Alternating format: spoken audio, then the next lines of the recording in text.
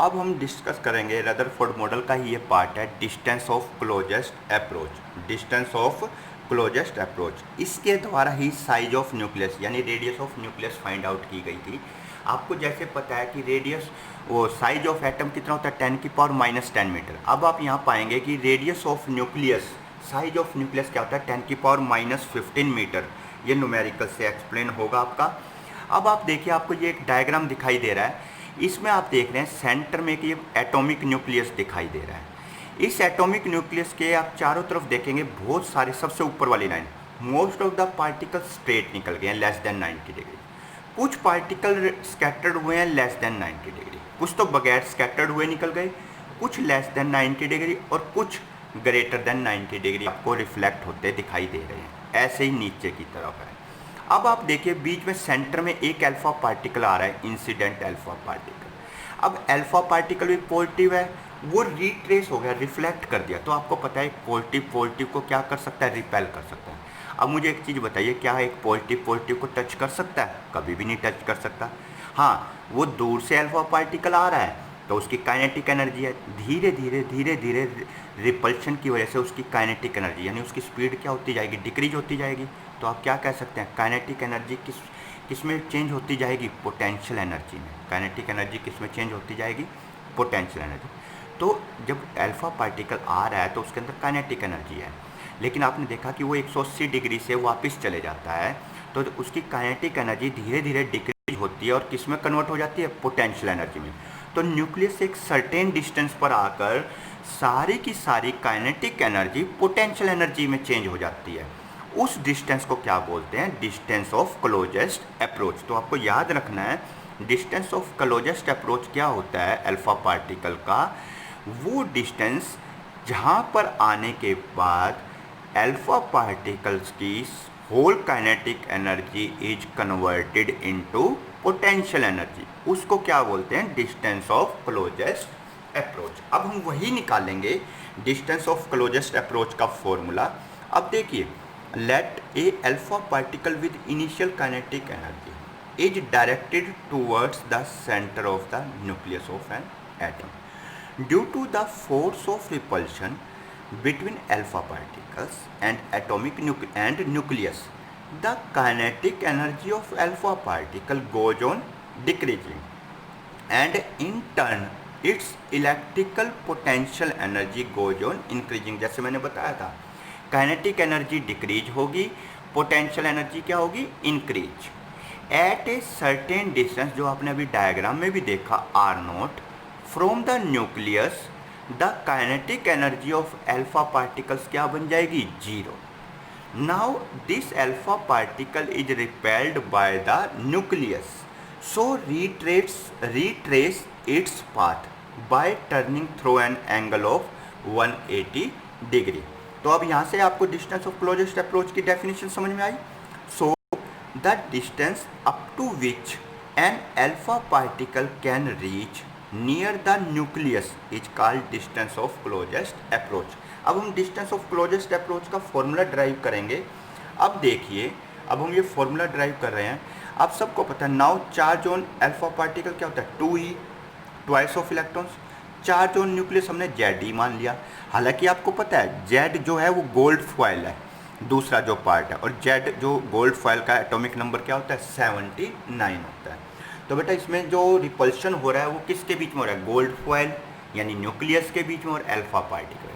तो आपने यहाँ पर सबसे पहले बात करनी है charge on alpha particle 2e, उसको हमने Q1 मान लिया। चार्ज ऑन न्यूक्लियस Ze वो क्या हो गया, Q2 हो गया।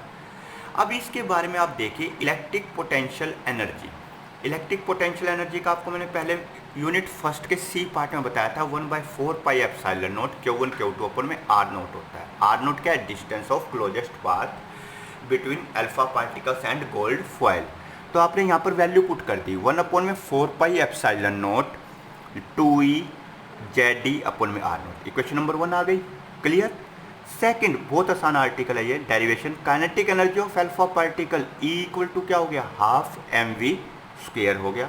अब आपको पता है मैंने बताया था डिस्टेंस ऑफ क्लोजेस्ट अप्रोच क्या था, काइनेटिक एनर्जी किस में कन्वर्ट हो जाती है, पोटेंशियल एनर्जी। तो kinetic as kinetic energy of alpha particle equal to क्या हो गया, electrostatic potential energy at R nought. दोनों की आपने वैल्यू पुट कर दी। अब इसको सोल्व कर दीजिए। आर नोट को तो इधर ही, आर नोट को लेफ्ट साइड ऊपर ले जाइए और इसको नीचे ले जाइए। तो आप सोल्व करेंगे तो डिस्टेंस ऑफ क्लोजेस्ट अप्रोच का जो फॉर्मूला आएगा आपका, वो फॉर्मूला क्या आ जाएगा, ZE 2E अपॉन में 4πε और हाफ एम स्क्वायर कहाँ आ जाएगा, नीचे आ जाएगा। तो आप इस फॉर्मूले से आप जो वैल्यू पुट करेंगे, Z है यहाँ 79, E की वैल्यू आपको पता है 4πε की, और काइनेटिक एनर्जी ऑफ इसकी अल्फा पार्टिकल होती है बेटा 7.7 मेगा इलेक्ट्रॉन वोल्ट। ये आप बुक में प्रदीप वाली में देखना, इसी के नीचे जस्ट न्यूमेरिकल दिया हुआ है। इसको सोल्व करेंगे जब आप कंप्लीट, तो आर नोट की वैल्यू अप्रोक्सीमेटली 10 की पावर -15 मीटर आएगी। सोल्व करके देखना। ओके, अब देखिए कि छोटी सी डेफिनेशन है इम्पैक्ट पैरामीटर। आपको इसका सीधा फॉर्मूला याद रखना है। इसका फॉर्मूला बी से शो करते हैं, ZE² cot θ/2 angle of scattering का हाफ 4πε हाफ mv²। अब इम्पैक्ट पैरामीटर होता क्या है, अब देखिए, अब इधर हम इस डायग्राम की बात करें, ये न्यूक्लियस है, अल्फा पार्टिकल्स आ रहे हैं, ये वाली लाइन देखिए, ये वाली लाइन देखिए, क्लियर है। अब ये वाली जो लाइन है, ये इसकी सेंट्रल लाइन है न्यूक्लियस की, दिखाई दे रहा है आपको, ये इसकी न्यूक्लियस की क्या है, सेंट्रल लाइन है। अब ये जो अल्फा पार्टिकल पीछे से आ रहे हैं, यही डायग्राम आपने इसमें इम्पैक्ट पैरामीटर में बनाना है। अब आप सबको दिखाई दे रहा है, ये जो डिस्टेंस है इम्पैक्ट पैरामीटर B, ये आपको परपेंडिकुलर दिखाई दे रहा है इसके साथ, सेंट्रल लाइन के साथ। जो ये एटॉमिक न्यूक्लियस की जो सेंट्रल लाइन है, इसके साथ जो ये अल्फा पार्टिकल्स आ रहे हैं, इनका जो डिस्टेंस है, ये क्या है, परपेंडिकुलर है। डिस्टेंस चेंज नहीं हो रहा, ये पाथ कितना है, परपेंडिकुलर है। अब देखिए, कुछ दूर जाने के बाद इसमें स्कैटरिंग होती है। स्कैटरिंग होने के बाद जो ये जो डिस्टेंस था परपेंडिकुलर नहीं होता, अपना पाथ क्या हो जाता है, चेंज। देखो इस लाइन में पहली लाइन है जो, इसमें यहाँ तक रहता है परपेंडिकुलर, दूसरी लाइन में यहाँ तक रहता है, तीसरी में आगे तक रहता है। तो इम्पैक्ट पैरामीटर होता क्या है, ये परपेंडिकुलर डिस्टेंस होता है। देखिए अब ध्यान से, it is the perpendicular distance of the velocity, velocity क्या है, vector quantity, of the incident alpha particle. दोबारा से देखिए, it is the perpendicular distance होता है of the velocity vector of the alpha particle from the centre of the nucleus. जैसे मैंने बताया था, ये सेंट्रल लाइन है न्यूक्लियस की, ये इंसिडेंट अल्फा पार्टिकल्स हैं, इनका जो परपेंडिकुलर डिस्टेंस होता है when alpha particles is not deflected, जब तक वो अपना जिस ओरिजिनल पाथ पे आ रहे हैं डिफ्लेक्ट ना हो। डिफ्लेक्ट होने के बाद वो जो डिस्टेंस होता है पूरा 90 डिग्री नहीं रह पाता परपेंडिकुलर। तो मेरी बात दोबारा से ध्यान से सुनिए, it is the perpendicular distance of the velocity of the alpha particle. Perpendicular distance होता है वेलोसिटी का अल्फा पार्टिकल्स का centre of the nucleus when alpha particles, जब तक उन पे फोर्स ऑफ रिपल्शन ना लगे, यानी when alpha particle is not deflected. समझ में आया?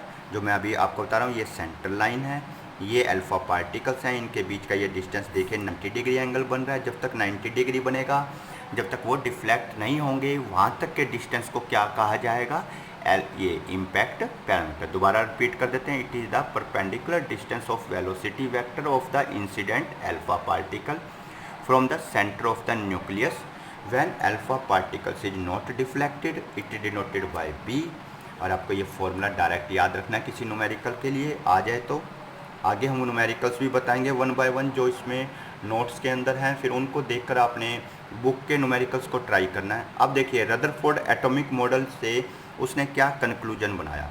सबसे पहले उसने कहा every atom consist of a tiny central core, छोटी सी कोर होती है जिसको उसने क्या नाम दिया, एटॉमिक न्यूक्लियस, जिसके अंदर सारा का सारा एंटायर पॉजिटिव चार्ज और almost entire mass of atom क्या होता है, कंसंट्रेटेड होता है।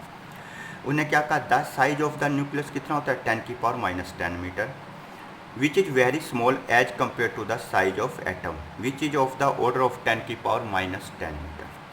अब थर्ड पॉइंट दिया, atomic nucleus is surrounded by electrons in a certain number such that it cancel the total positive charge and makes the atom electrically neutral.